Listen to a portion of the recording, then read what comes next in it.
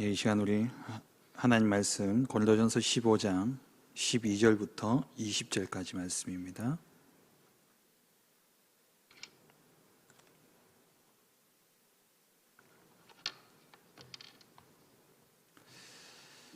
고린도전서 15장 12절부터 20절까지 말씀입니다.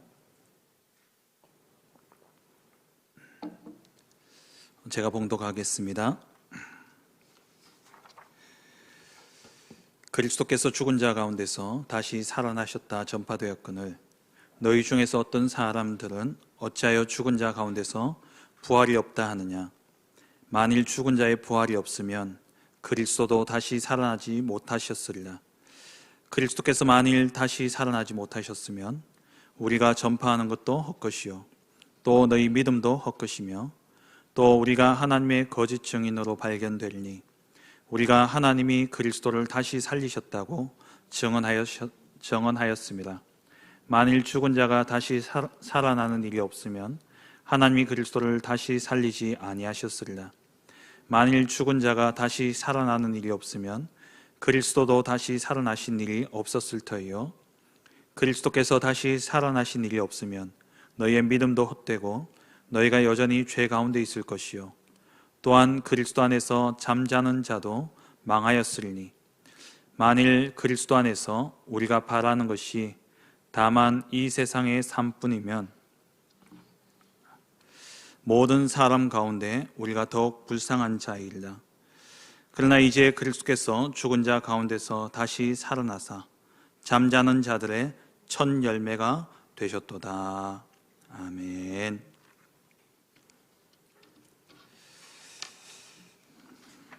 오늘 기독교 신앙의 존립, 부활이라는 제목으로 함께 말씀의 은혜를 나누기를 원합니다. 우리가 믿는 이 신앙은 막연한 믿음이 아닙니다.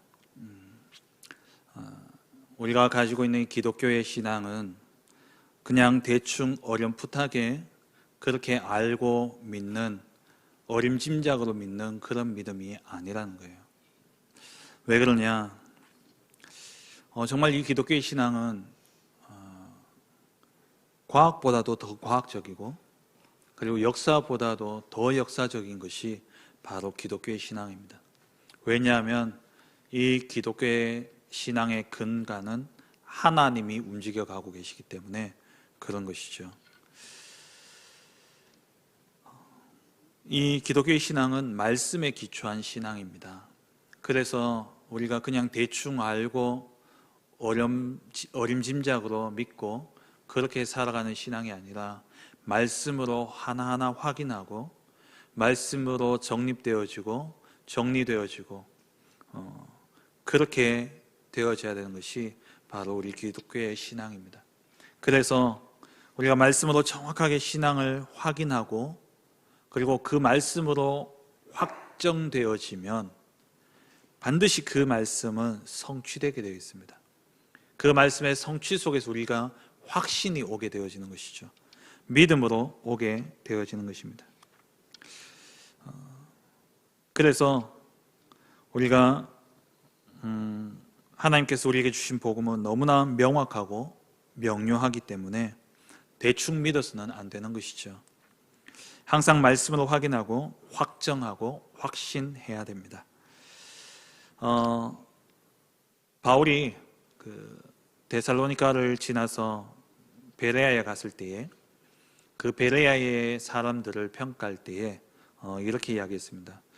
사도행전 17장 11절에 베레아에 있는 사람들은 데살로니가에 있는 사람들보다 더 너그러워서 간절한 마음으로 말씀을 받고 이것이 그러한가 하여 날마다 성경을 상고함으로 성경을 날마다 상고했다 그랬어요. 이 상고하다라는 뜻은 자세히 참고하고 검토한다는 말입니다. 마치 조사하듯이 하나하나 세밀하게 연구하고 깊이 묵상하는 것을 보고 상고한다 그래요.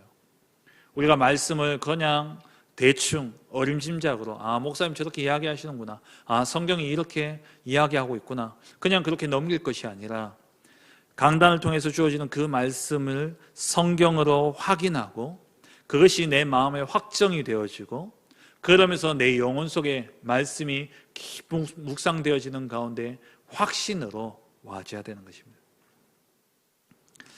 그리고 이 바울이 에베소에서의 전도 여행을 마치고 내가 로마도 보아야 하리라, 예루살렘을 거쳐서 내가 로마도 보아야 하리라 라고 이야기하면서 이 바울이 이제 예루살렘으로 내려가기 전에 밀레도라는 곳에서 에베소에 있던 장로들 다 불러 모읍니다. 이 에베소 장로에게 이제 다시 못 볼 것이기 때문에 마지막으로 부탁하는 그 내용의 말씀이 사도행전 20장 32절에 나오는데, 지금 내가 여러분을 주와 및 그 은혜의 말씀에 부탁하노니 그 말씀이 여러분을 능히 든든히 세우사 거룩하게 하심을 입은 모든 자 가운데 기업이 있게 하시리라. 그 은혜의 말씀에 부탁한다는 거예요. 바울이 다시 못 보는, 이제 당신들을 내가 두고 떠나야 되는데 내가 당신들을 무엇에 부탁하냐? 말씀에 부탁한다. 그러면 그 말씀이 여러분을 능히 든든히 세우게 될 것이다. 우리의 사역이 이렇게 되어져야 됩니다. 우리가 사역을 하다 보면은 사역 대상자가 사역자를 많이 의지할 수 있어요. 그런데 그거는 틀린 사역입니다. 항상 무엇으로요? 강단 말씀으로, 어떤 문제와 사건과 일이 있을 때 항상 말씀으로 돌아가서 말씀을 묵상하고 말씀 속에서 답을 얻고 말씀으로 결론이 나버려야 돼요. 그래서 어떤 일이 있더라도요, 전화보다도 누군가에게 하소연하기보다도요, 말씀 속에 들어가서 그 말씀에 의지해서 말씀 위에 든든히 서야 되는 것이죠. 우리의 신앙은 체험으로 확인하고 확신을 갖는 게 아닙니다. 체험 이전에 말씀으로 확인하고 말씀으로 신앙이 정리되어지게 될 때에 하나님의 말씀은 살아있어서 좌우의 날선 어떤 검보다도 예리하여 우리의 영과 혼과 및 관절과 골수를 찔러 쪼개기까지 하고 마음과 생각을 판단한다 말씀하셨죠. 살아있는 말씀이 내게 반드시 성취되어지는 그 사실로 우리가 체험되어져야 돼요. 우리의 체험은 그냥 신비적인 체험이 아니라 말씀 성취의 체험이어야 됩니다. 마태복음 5장 18절에 예수님께서 이 말씀은 1.1획도 없어지지 아니하고 반드시 이루어진다라고 말씀하셨죠. 말씀 성취를 체험함으로 말씀 성취의 증거를 가진 증인으로 우리는 세상 살릴 전도자가 되어야 되는 것입니다. 이 부활 사건은 기독교 신앙에 있어서 중요한 존립의 그러한 사건입니다. 오늘 읽었던 본문 말씀처럼 17절, 16절 이하에 보면은 만일 죽은 자가 다시 살아나는 일이 없으면, 그리스도도 다시 살아나신 일이 없었을 터요, 그리스도께서 다시 살아나신 일이 없으면 너희의 믿음도 헛되고 너희가 여전히 죄 가운데 있을 것이요 또한 그리스도 안에 잠자는 자도 망하였으리라. 그러니까 예수 믿고 죽은 자들도 어떻게 보면 망한 것이다. 그러면서 세상 모든 사람들 가운데 가장 불쌍한 자가 누구냐? 이 부활이 없다면 예수 믿는 자들이 가장 불쌍한 자다라고 말씀하고 있는 것이죠. 그래서 오늘 제목이 기독교 신앙의 존립은 부활이다라고 그렇게 제목을 붙였습니다. 그래서 우리가 이 부활에 대해서 제대로 정리가 되어져 있어야 됩니다. 오늘 말씀이 조금 따분할 수도 있고 또 이렇게 조금 지겨울 수도 있는데, 부활에 대한 명확한 개념을 딱 정리하시고, 오늘 드리는 이 말씀들은 성경 구절들이 좀 많습니다. 그래서 제가 오늘 PPT를 좀 준비했는데요. 나중에 여러분들 그 설교 영상을 다시 올려드릴 때에 설교 그 성경 구절들이 같이 다 이렇게 나갈 겁니다. 그래서 그걸 보시면서 이렇게 좀 다시 정리하시면 좋겠고요. 오늘은 조금 빨리빨리 지나갈 테니까 여러분들 말씀 같이 보시면서 조금 이렇게 들으시면 좋겠습니다. 그냥 우리가 막연하게 우리도 나중에 예수님처럼 부활한다 그런 신앙이 아니라 이 부활에 대해서 말씀으로 확인하고 그 부활의 의미를 진정으로 알고 누려야 되겠습니다.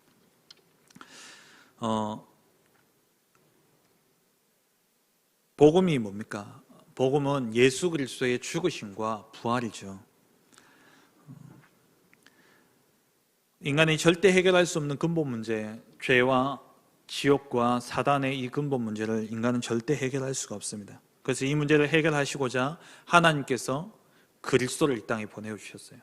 그래서 십자가의 죽으심으로 참 제사장이 되셔서 우리의 모든 죄 문제를 해결하셨고, 그리고 부활하심으로 사단의 권세를 이기신 참 왕이 되어주신 것이죠. 그리고 승천하심으로 보혜사 성령을 우리에게 보내주셔서 성령이 우리 안에 들어오셔서 우리와 임마누엘 하실 뿐만 아니라 하나님 나라에 가는 그날까지 우리를 포기하지 아니하시고 끝까지 인도하십니다.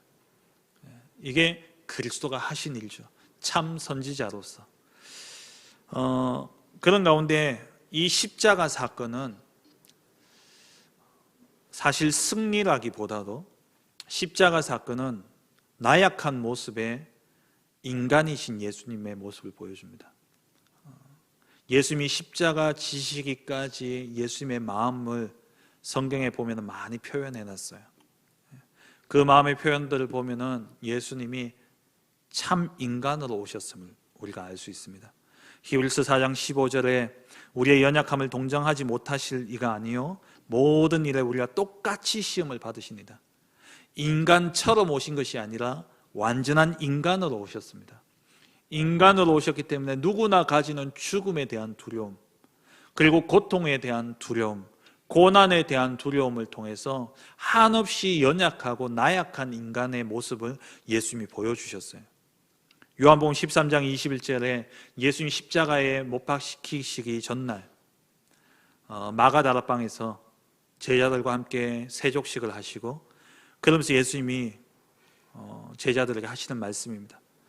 예수께서 이 말씀을 하시고 심령에 괴로워, 예수님도요 그 심령이 괴로우셨다는 거예요.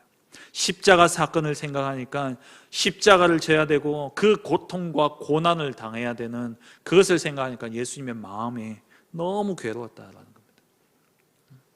그리고 또 마태복음 26장 37절에 보면은 예수님이 겟세마네 동산에 베드로와 이 세베대의 두 아들을 데리고 기도하러 올라가시죠. 근데 그 예수님의 모습이 어땠냐? 고민하고 슬퍼하셨다고 그랬어요. 십자가 사건은요 나약한 인간으로서의 예수님의 모습을 보여주는 거예요. 그렇게 연약하고 나약한 예수님의 모습. 그래서 이 마태복음 26장에 보면은 39절 이하에 겟세마네 동산에서 제자들에게 너희는 기도해라 하고 예수님이 조금 떨어져서, 그러니까 돌 던져서 이렇게 제자들 깨울 수 있는 그 거리를 두고 예수님이 기도하셨어요. 깊이 기도하시면서 기도한 내용이 뭐냐? 아버지여, 만일 할만하시거든 이 잔을 내게서 지나가게 하옵소서. 그러나 나의 원대로 마옵시고 아버지 원대로 하옵소서. 이렇게 기도하고 왔더니만 이 베드로가 자고 있는 겁니다. 그때 예수님이 이야기하시죠. 마음은 원이로되 육신이 약하다. 그게 베드로의 모습을 이야기하는 것도 맞지만 어떻게 보면 예수님 당신의 모습을 이야기하는 거예요. 인간의 모습을 이야기하는 겁니다. 예수님이 십자가를 두고 진짜 내가 십자가를 져야 되겠다는 마음은 있는데 육신이 약하다 보니까 마음에 두려움이 있고 마음에 괴로움이 있고 고민이 있고, 그래서 예수님이요 3번이나 간절히 기도했다니까요. 그리고 깨워놓고 또 가서 기도하고, 또 와서 보니까 또 깨워놓고 또 가서 기도하고, 이제 됐다 가자 그러시죠. 근데 그 기도하는 모습을 누가복음 22장 44절에 누가가 어떻게 기록했냐? 예수께서 힘쓰고 애써 더욱 간절히 기도하시니 땀이 땅에 떨어지는 핏방울같이 되더라. 이 정도로 간절함과 그런 마음의 괴로움을 가지고 예수님 기도하신 거예요. 왜? 인간이기 때문에. 우리하고 똑같은 인간입니다. 그는 근본 하나님의 본체시나 하나님과 동등됨을 취할 것으로 여기지 아니하시고 자기를 비워 종의 형체를 가지사 이 땅에 오셨어요. 완전한 인간으로 정말 나약한 그러한 약한 그러한 모습이었죠. 히브리서 5장 7절에 그는 육체에 계실 때에 자기를 죽음에서 능히 구원하실 이에게 심한 통곡과 눈물로 간구와 소원을 올렸다라고 되어 있어요. 그 예수님의 마음 얼마나 두려웠겠어요. 인류의 죄를 져야 되는 그러한 중대한 사명을 가지고 계셨지만 마음은 인간이기 때문에 여전히 나약하고 연약하고 괴로움을 가지고 계시다는 거예요. 그래서 빌립보서 2장 5절을 보면 너희는 예수 그리스도의 마음을 품으라 그러잖아요.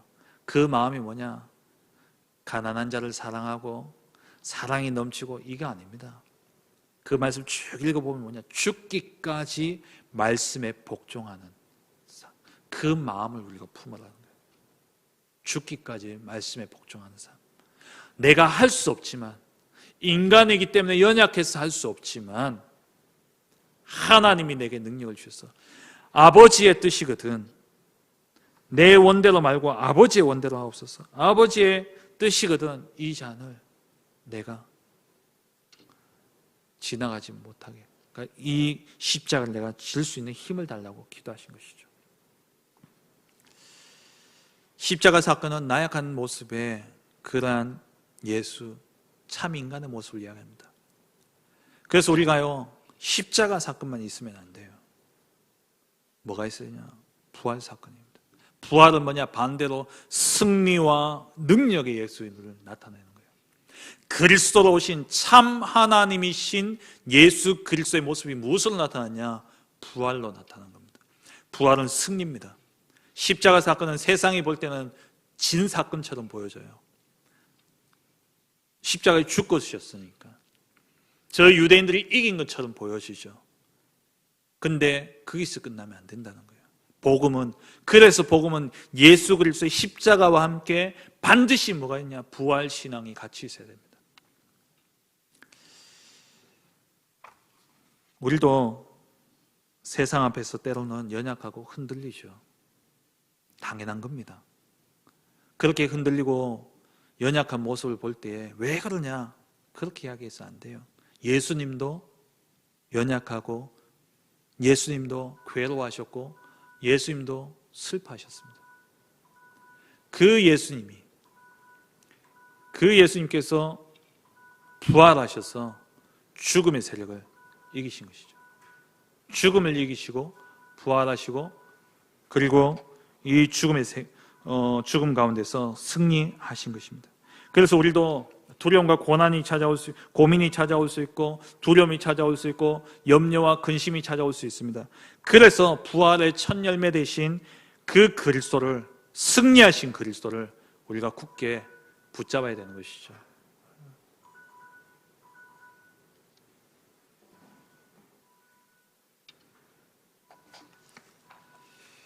본론으로 넘어가서 첫째로, 그렇다면 우리가 부활에 대한 정확한 메시지를 우리가 정리해야 되겠는데, 첫째로 부활신앙의 전제입니다.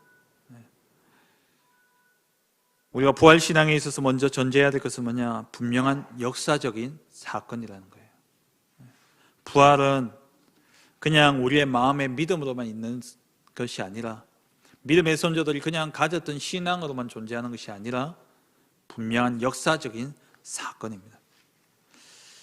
그 역사적인 사건임을 우리가 어디서 확인할 수 있냐? 지난 새벽에도 말씀드렸습니다마는 부활을 부정하는 그 세 가지 설, 그게 오히려 예수님의 부활이 역사적인 사건임을 우리에게 반증하고 있어요. 첫째가 뭐냐? 도난설이죠.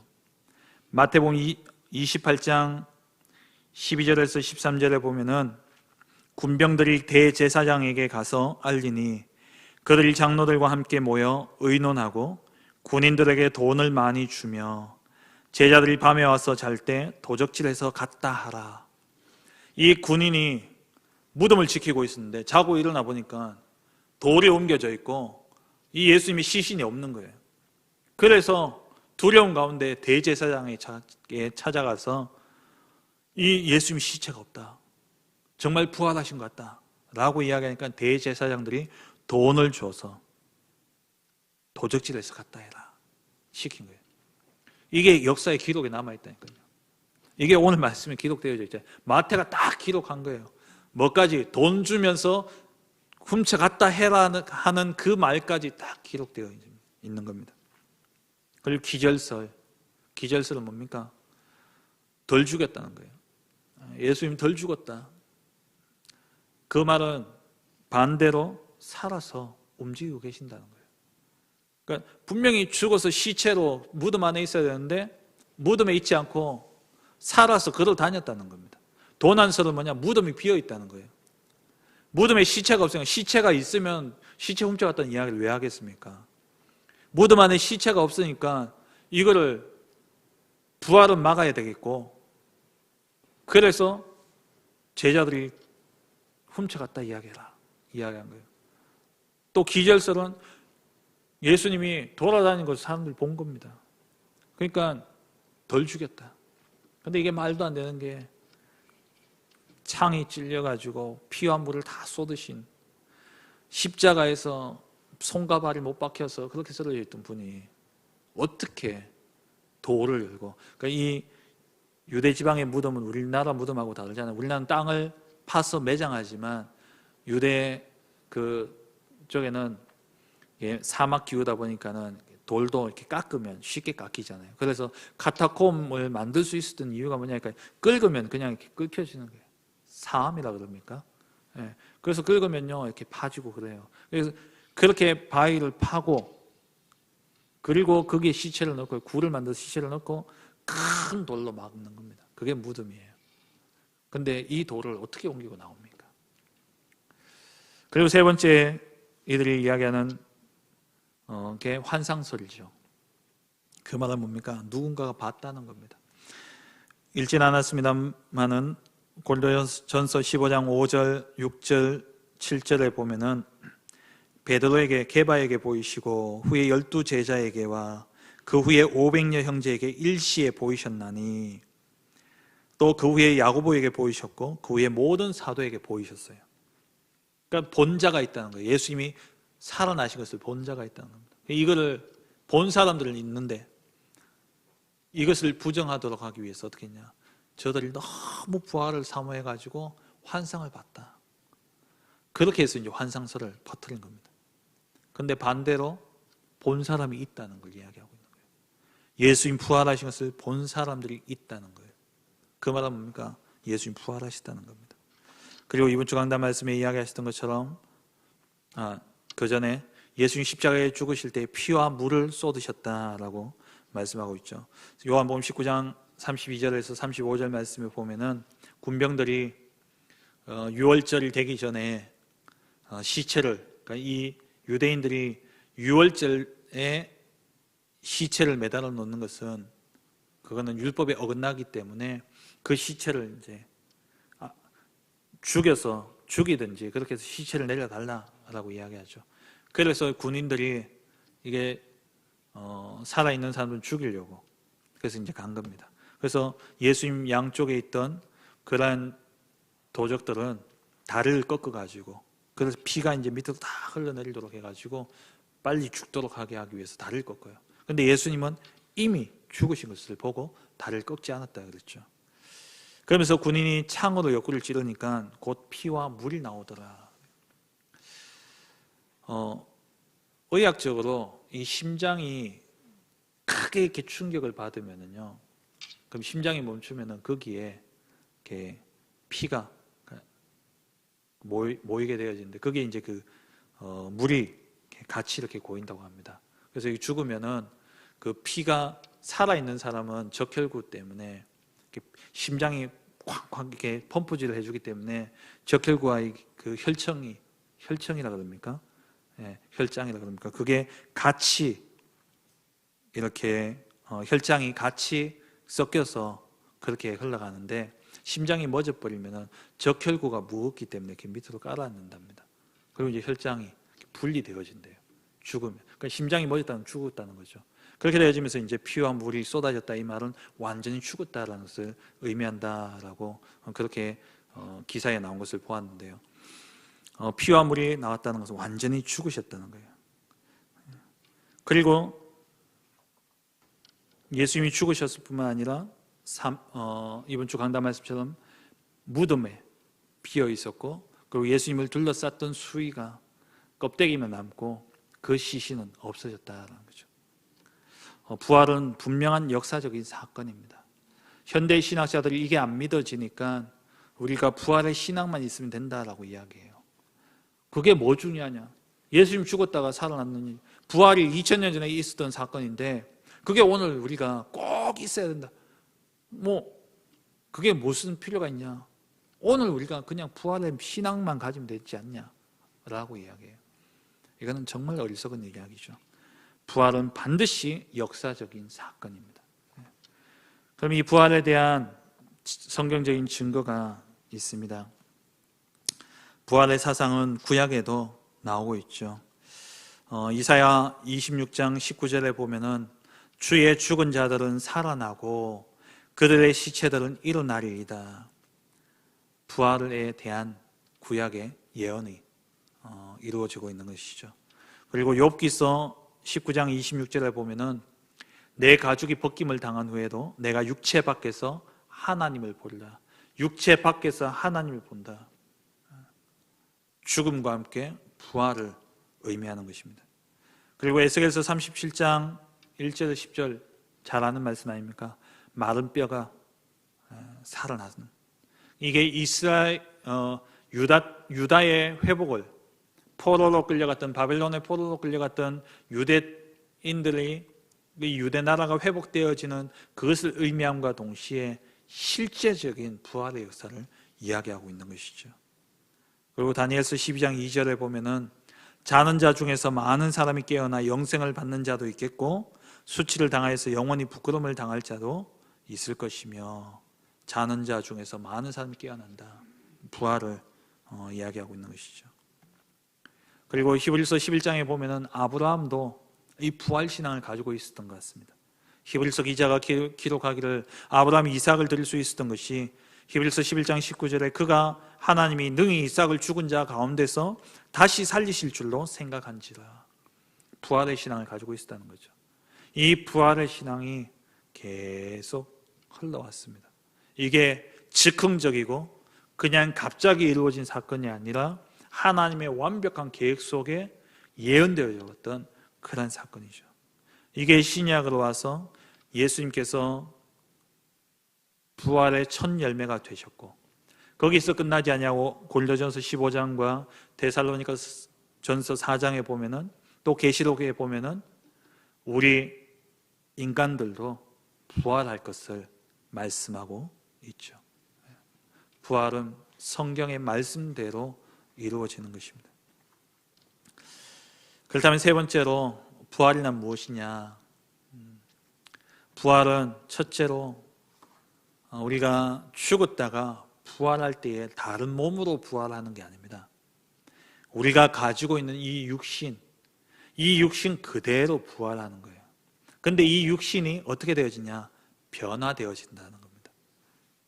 고린도전서 15장 42절 44절에 나오는 말씀처럼 우리가 이 육을 가지고 부활하는데 다르게 막 이상한 이 몸뚱아리, 마음에 안 드는 이 몸뚱아리, 이게 버려지고 다른 몸으로 부활하는 게 아니라 이 몸을 가지고 부활하는데 이 몸이 변화되어져요. 예수님도 부활하실 때에 자기 몸을 가지고 그대로 부활하셨지 않습니까? 근데 이게 변화되어진 거예요. 썩을 것으로 심고 썩지 아니할 것으로 거둔다 그랬어요. 이 지금 우리가 가지고 있는 육신은요, 죽으면 바로 썩어버려요. 한 3일만 지나보세요. 냄새 나잖아요. 썩게 되어 있습니다. 그리고 흙으로 돌아가게 되어 있죠. 근데 부활은 영원히 죽지 않는 몸으로 바뀌어지는 겁니다. 그리고 이 땅에서 욕된 것, 부족하고 또 이렇게 모자라고 그러한 몸이 영광스러운 몸, 죄의 몸이 영광스러운 몸으로 바뀐다는 거예요. 그리고 약한 것이 강한 것으로 바뀌어지고요. 그리고 육의 몸이 이 육인데 신령한 몸으로 바뀌어집니다. 예수님이 부활하셔서 제자들을 찾아오시지 않습니까? 마가다락방의 제자들이 문을 닫고 문을 잠그고 거기에 딱 숨어 있었어요. 거기에 예수님이 벽을 통해 들어오신 겁니다. 도마가 예수님의 부활을 믿지 않았잖아요. 그래서 만져보는데 진짜 육신, 우리가 만지는 이 몸하고 똑같은 거예요. 만져지는데 그 몸이요 그냥 벽을 통했어. 그리고 갑자기 없어졌다가 갑자기 나타나기도 하고요. 이게 뭐냐? 부활의 신령한 몸입니다. 우리가 죽었다가 살아나는 거. 그러니까 단순히 죽었다가 살아나는 게 부활이 아니라는 거예요. 많은 사람들이 죽었다가 살아났습니다. 예수님 부활할 때 보니까, 성경에 보니까 예수님이 부활함과 동시에 무덤에서 일어난 사람들이 많이 있었어요. 근데 그 사람들을 그래서 부활했다라고 이야기 안 합니다. 왜냐하면 또 죽어요. 시체 보관소에 들어갔다가 나온 사람들 있잖아요. 죽었다고 의사가 분명히 사망 선고 내렸는데 나온 사람이 있어요. 또 심한 사람 무덤에 묻어놨는데 막 무덤 파내가 나온 사람들도 있었지 않습니까? 근데 그건 부활이 아니라는 거예요. 다시 그냥 살았을 뿐이지 그게 부활은 아닙니다. 부활은 영원히 죽지 않는 거예요.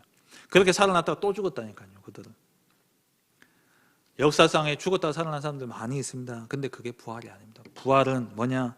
썩을 것으로 심어서 썩지 않을 것으로 바뀌어지고, 욕된 것이 영광스러워지는 것이고, 약한 것이 강한 것이 되어지고, 그리고 육의 몸이 신령한 몸으로 바뀌어지는 거예요. 그래서 빌립보서 3장 21절에 그는 만물을 자기에게 복종하게 하실 수 있는 자의 역사로 우리의 낮은 몸을 자기의 영광의 몸의 형체와 같이 변하게 하시리라. 이게 부활을 이야기하는 겁니다. 우리의 낮은 몸, 약하디 약한 몸을 영광의 몸의 형체와 같이 변화되게 하는 거예요. 그래서 빌립보서 3장 20절에 우리의 시민권은 하늘에 있는지라 거기로부터 구원하는 자 곧 주 예수를 기다리노니 그는 만물을 자기에게 복종하실 수 있는 자의 역사로 우리의 낮은 몸을 자기의 영광의 몸의 형체와 같이 변하게 하시리라. 이게 부활입니다. 그렇다면 부활은 누가 하느냐? 부활은 누가 합니까? 먼저 첫 번째로는요, 예수님이 부활하셨어요. 그리고 부활은 누가 하느냐? 죽은 자가 부활합니다. 그리고 살아있는 자가 부활하죠. 살아있는 자는 살아있는데 어떻게 부활하냐? 그래서 아까 말씀드린 거예요. 그냥 죽었다 살아나는 게 부활이 아니라니까요. 살아있는데 이 썩을 몸이 썩지 아니할 몸으로 바뀌어지는 게 부활인 거예요. 안 죽더라도. 그럼 살아있는 사람들 예수님 오실 때 다 죽여놓고 다시 살리느냐? 그게 아니라니까요. 그들이 영광스러운 몸으로 변화되어져요. 그러니까 죽은 자도 부활하는 것이고 살아있는 자도 부활하는 거예요. 그리고 의인만 부활하는 것이 아니라 죄인까지도 모든 사람이 다 부활하게 되어 있습니다. 요한복음 5장 29절에 보면은 선한 일을 행한 자는 생명의 부활로 악한 일을 행한 자는 심판의 부활로 나오리라. 그러니까 죄인과 의인 모두 다 부활하게 되는 거예요. 그러면 이 부활의 때는 언제냐? 그리고 부활의 순서는 어떠하냐? 부활의 때는 예수님이 이 땅에 재림할 때 부활이 일어납니다. 그리고 순서는 어떠하냐? 고린도전서 15장 23절 24절에도 나오고요. 데살로니가전서 4장 14절에서 17절에도 나오는데 첫 번째 순서는 제일 먼저 부활은 예수님이 하셨죠. 첫 열매가 되셨고요. 그리고 예수님이 이 땅에 재림주로 오실 때에 누가 먼저 부활하냐? 죽은 자가 먼저 부활합니다.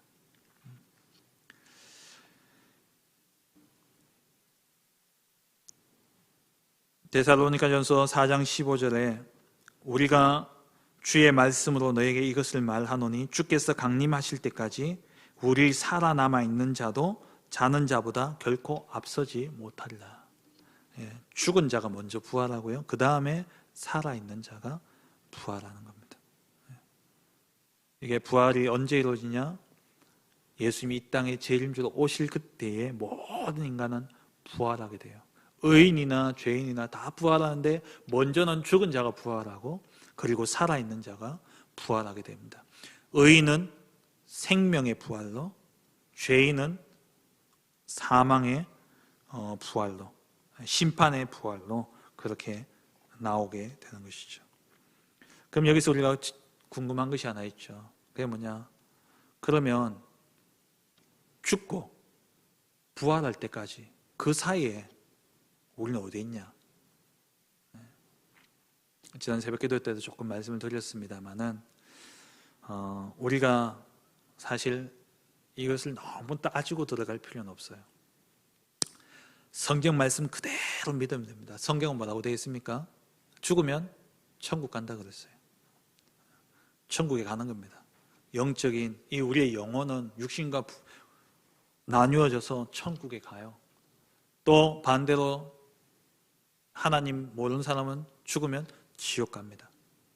천국과 지옥으로 가게 되어 있어요. 여기에 대해서 칼빈이 기독교 강요에서 이 부분을 이렇게 딱 이야기를 했어요. 칼빈은요, 성경이 말하면 가고 성경이 말하지 않으면 멈추라, 유명한 말이죠. 칼빈은 그 주의예요. 그래서 계시록도 함부로 이렇게 해석을 안 했죠. 그냥 말씀 그대로. 근데 이 칼빈이 이 부분에 대해서 뭐라고 이야기했냐니까, 성경은 그리스도께서 그들과 함께 계시며 그들 위로를 얻도록 낙원으로 영접하신다고 하였고, 또 한편 버림받은 자들은 그 마땅히 받아야 할 고통을 받는다고 하였다. 이 이상의 말씀은 성경에 없다. 장소에 대해 묻는 것은 미련하고 무익한 일이다. 그래서 묻지 마라 그랬어요. 근데 우리가 더 나아가서 한 가지 알 수 있는 것은, 재림할 때는, 예수님이 재림하실 그때는 부활한 우리의 육신을 가지고 이 땅에 만들어진 새 하늘과 새 땅에서 우리가 살아간다는 겁니다. 우리가 죽어서 영과 육이 분리되었을 때는 우리가 영이 하나님 나라 저 천국 낙원에 있지만, 부활했을 때는 이 땅에 완성되어지는 하나님의 나라 새 하늘과 새 땅에서 우리가 살아가게 되는 것이죠. 마지막 네 번째로, 그렇다면 우리가 부활을 통해서 가져야 될 의미가 있습니다. 이 부분이 중요한데요. 우리가 그냥 부활신앙을 가진다 할 때 이 부활이 우리에게 주는 의미가 뭐냐? 첫째는 부활은 하나님이라는 증거입니다. 예수님이 부활하셨다는 것은 하나님이라는 증거로 부활하신 거예요. 로마서 1장 4절에 성결의 영으로는 죽은 자들 가운데서 부활하사 능력으로 하나님의 아들로 선포되셨으니, 인자 곧 하나님이시죠. 하나님의 아들이면서 하나님으로 선포되신 것이 뭐냐? 부활이라는 사건입니다. 그래서 우리가 부활의 신앙을 가졌다는 것은 하나님이 우리와 함께하고 계신다는 거예요. 그리고 이 부활은, 십자가는 저주와 실패의 사건이라면 부활은 승리의 사건이죠. 완전한 승리를 이야기합니다. 사단의 권세를 이기셨다는 거죠. 히브리서 2장 14절에 자녀들은 혈과 육에 속하였음에 그도 또한 같은 모양으로 혈과 육을 함께 지니심은 죽음을 통하여 죽음의 세력을 잡은 자 곧 마귀를 멸하시며, 그리고 고린도전서 15장 55절부터 57절에 보면 사망아 너의 승리가 어디 있느냐? 사망아 내가 쏘는 것이 어디 있느냐? 사망이 쏘는 것은 죄요 죄의 권능은 율법이라. 우리 주 예수 그리스도로 말미암아 우리에게 승리를 주신 하나님께 감사하노니. 부활은 승리를 의미하는 겁니다. 그래서 우리도 승리하는 거예요. 그리고 이 부활은 세 번째로, 그 부활하신 주님이 지금 살아서 우리와 함께하고 계시다는 겁니다. 세상 끝날까지 우리와 항상 함께 있겠다 약속하셨죠. 그리고 이 부활은, 예수님 부활하셨다는 것은 모델이라는 거예요. 첫 열매, 모델이 되셨다는 겁니다. 고린도전서 15장 20절에 죽은 자 가운데서 다시 살아나서 잠자는 자들의 첫 열매가 되셨도다. 그리고 다섯 번째로 부활의 의미는 뭐냐? 말씀 성취입니다.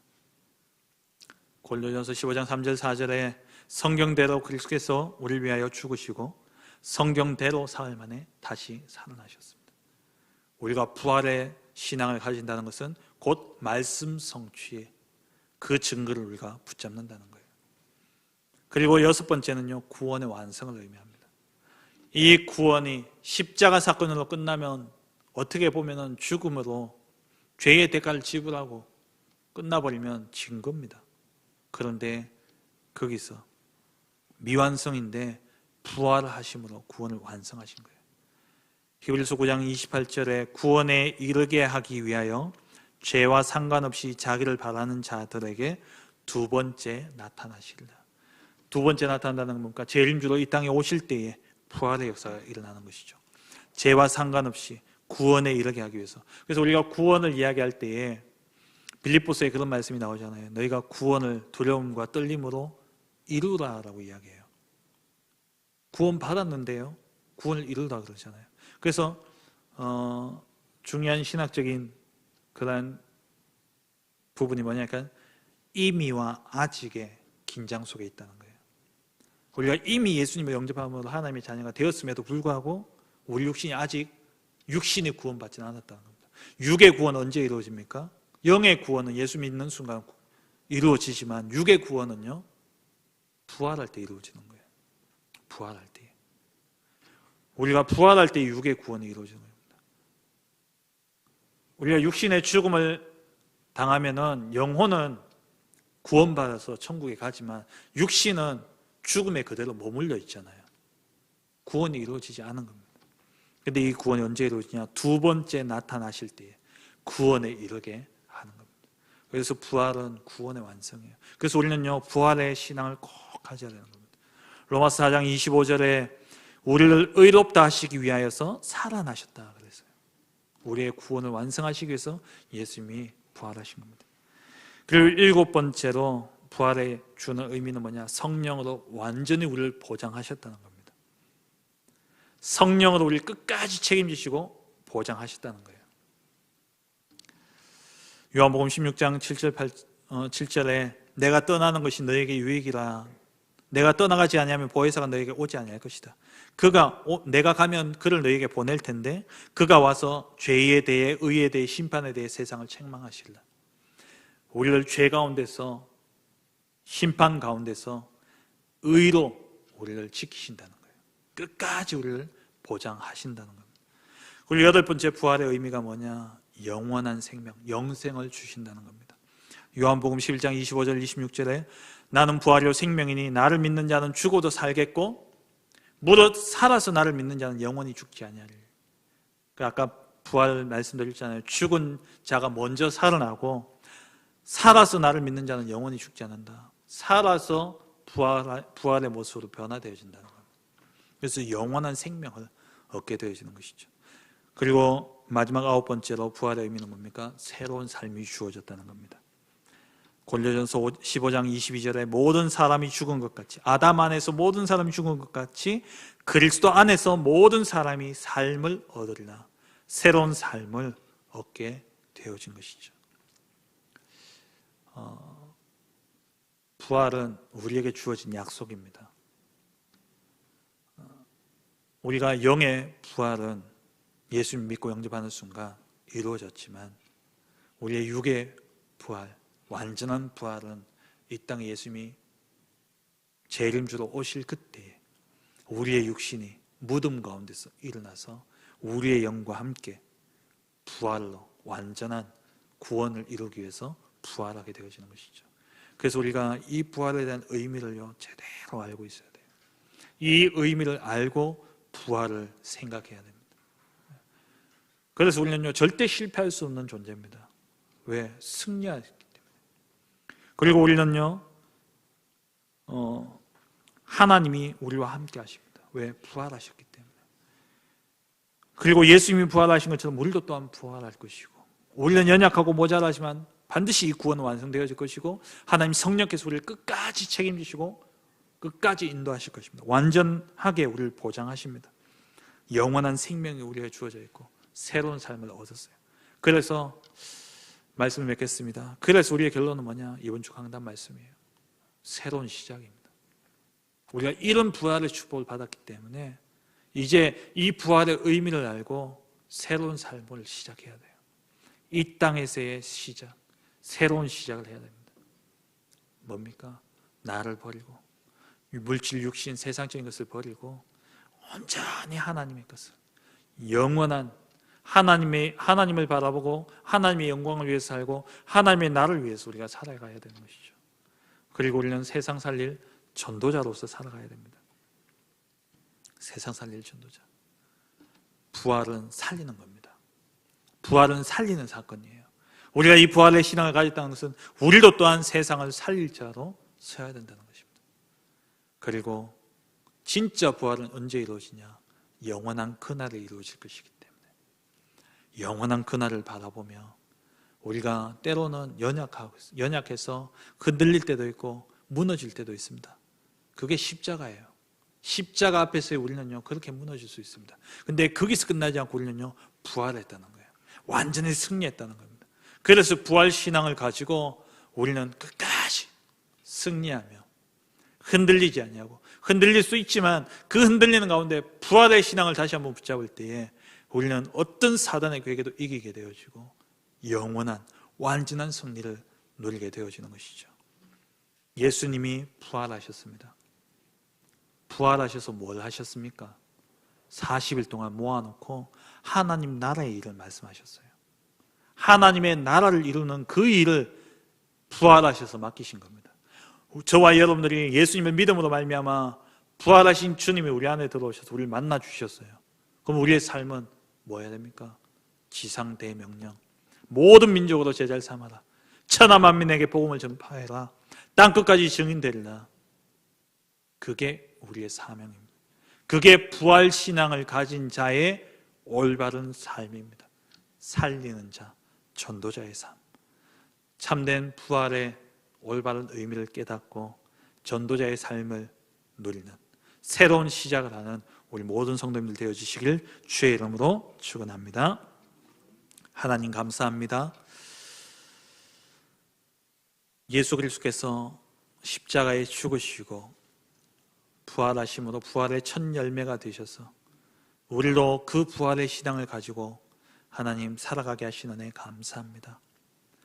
죄악 가운데 해방되어져 완전한 승리를 거두었고 다시 우리는 실패하지 않을 하나님의 완전한 보장 속에 성삼위 하나님이 우리와 함께하고 계시고 우리의 삶을 인도하시며 우리를 통해서 영원한 생명을 누리고 영원한 생명을 증거해야 될 새로운 삶을 우리에게 주셨음을 하나님 믿습니다. 우리의 남은 생에 진짜 이 부활의 신앙을 가지고 땅끝까지 증인되게 하시고 모든 민족으로 제자를 삼으며 천하 만민에게 복음을 전파하고 어린 양을 먹이는 그러한 우리 모든 성도님들 되어줄 수 있도록 전도자의 삶을 새롭게 시작하는 시작이 되어줄 수 있도록 참된 부활의 신앙을 누리는 우리 모든 성도님들 될 수 있도록 축복하여 주옵소서. 예수 그리스도의 이름으로 기도합니다. 아멘. 찬송가